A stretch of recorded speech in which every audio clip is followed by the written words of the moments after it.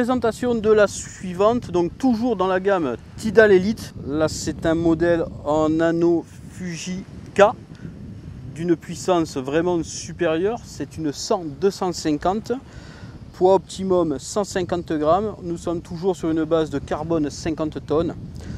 Donc on va commencer par le blanc, donc porte-moulinet Fuji, donc toujours très souple. On va obtenir donc la finition qui est vraiment au top, toujours une peinture bleue cette fois-ci pailletée, donc très belle. Vous avez les caractéristiques techniques qui sont en dessous. Donc là, elle existe en deux modèles. Donc celle-ci, c'est la 423 et elle existe aussi en 453. Voilà, c'est la seule de cette gamme-là qui se fait comme ça. Donc on voit la beauté de ces anneaux Fujika sur cet élément-là. On voit que la ligature est vraiment incorporée à l'élément, c'est vraiment magnifique. Et même pour une canne de très grande puissance, nous avons quand même on a vraiment une action de pointe marquée. C'est une hybride, mais on sent qu'elle demande vraiment du 130, 150, voire un peu plus. Mais ça reste extrêmement léger. Je rappelle que nous sommes toujours en dessous de la barre des 500 grammes, exactement 475 grammes à la balance. Donc c'est vraiment sympa.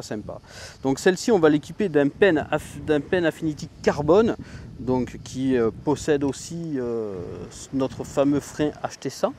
On l'a équipé de fils Nautil en 20 centièmes cette fois-ci, avec un arraché conique, puisqu'on nous allons pêcher aux petits appâts, et on va essayer de faire en sorte de pêcher sur une distance de 50 à un peu plus de 100 mètres, parce que après on risque d'être légèrement dans les roches et les algues.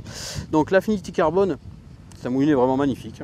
Donc la finition carbone sur la manivelle, nous l'avons aussi sous le support bobine.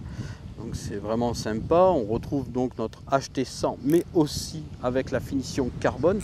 Donc nous avons un frein très souple et en l'espace d'une petite fraction de seconde, juste en manipulant le bouton, nous sommes carrément sur un frein de combat micrométrique, vraiment super à régler. C'est vraiment sympa. Donc le moulinet en lui-même, voilà, sorti de la boîte, très fluide. Nous allons retrouver les caractéristiques pen sur donc le HT100 avec son joint de protection qui ne rentre pas à l'intérieur. Et puis comme vous pouvez le voir ici, la dimension de l'axe est vraiment sympa, associé à ce galet surdimensionné. Voilà, on va viser des poissons assez bien sur cette sortie d'étang, mais à la fois grâce à cette bobine là pouvoir atteindre des distances sans trop forcer. Donc c'est vrai qu'associé avec ce type de canne, ça reste un ensemble très agréable et de qualité pour avoir une fiabilité vraiment soumise à rude épreuve par les éléments marins. Bon, ce n'est pas le cas aujourd'hui parce que le vent s'arrête, mais on sait qu'on pourra s'en servir sur des gros moments de houle ou de fort courant associé à un grappin ou un plomb portugais en conséquence. Voilà. Donc comme vous pouvez le voir, voilà, ça reste vraiment sympa, ça mouline tout seul, c'est agréable. Nous avons aussi donc la distance du porte-moulinet avec la poignée ergonomique pour vraiment une grosse tenue à la main. Ça demande vraiment à lancer, c'est vraiment sympa. Je suis impressionné par la prise en main, c'est vraiment agréable. Je souligne vraiment le design de finition. Bon, excusez-moi, elles sont neuves, il y a encore les étiquettes, mais la description sur le pailletage des éléments, c'est vraiment magnifique. Voilà, donc hâte d'essayer tout ça. Nous allons manger et nous allons donc propulser un appât à l'eau sur ce sillon hybride assez puissant. Donc pareil, j'ai oublié, nous avons aussi des points d'alignement sur les éléments et les grippes qui sont vraiment surdimensionnées pour vraiment pouvoir enlever les éléments sans forcer.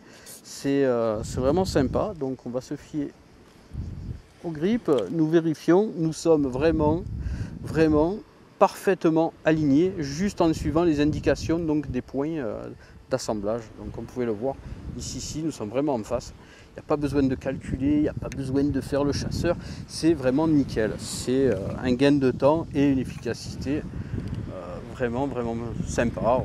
faut vraiment souligner que ce petit détail, quand il est vraiment bien fait, nous fait gagner un temps très précieux. Donc là, vous voyez, je l'ai encore regardé. Si je prends ma canne et que je l'aligne, j'ai le moulinet parfaitement dans l'axe de mes anneaux, sans calculer, à regarder, à faire si, non, c'est bon, c'est fait, c'est vérifié une fois. On remarquera aussi la finition du fusil sur la canne, très bien placée, et la distance entre le moulinet et le premier anneau, donc qui nous signifie que ça va être une bonne lanceuse, ce qui ne nous déplaira pas dans cet élément de casting. Voilà, allez, allô!